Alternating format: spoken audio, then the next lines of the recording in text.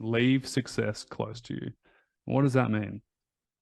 Well, if one of your goals is more flexibility, more mobility, more strength, more stamina, and you're doing a restorative movement program, it would be to leave the yoga mat in the lounge room, like out, not just rolled up in the corner, but out on the floor. It would be to have the healthy breakfast prepared and ready for you to wake up and see on the counter of your kitchen table. It would be to have the water sitting on the bench ready to be poured. It would be to have the clothes that you want to get out of your PJs and then put in when you have your shower and get ready for the day. It would be potentially, if you're in the online recovery program, to have the app as the first app you see on your phone when you wake up in the morning. Not Instagram, not Facebook. In fact, one of our members is getting rid of social media. And I said, if you don't want to do a whole detox, you could just delete the app during the day. So my suggestion is delete Facebook and Instagram the night before. At least that way, when you wake up in the morning, you can't go on it. You'll go and do your day. And then, of course, at 12 o'clock or 2 o'clock or 5 o'clock, then you can re-download the app. It doesn't cost you anything.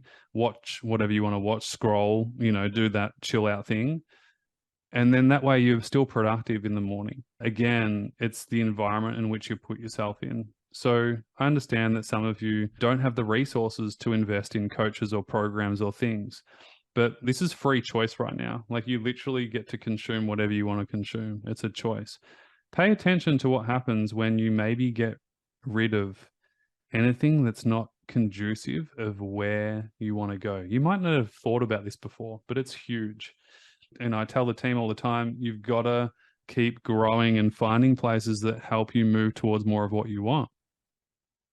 And sometimes that is investing in people, but if you can't afford that, then go on YouTube.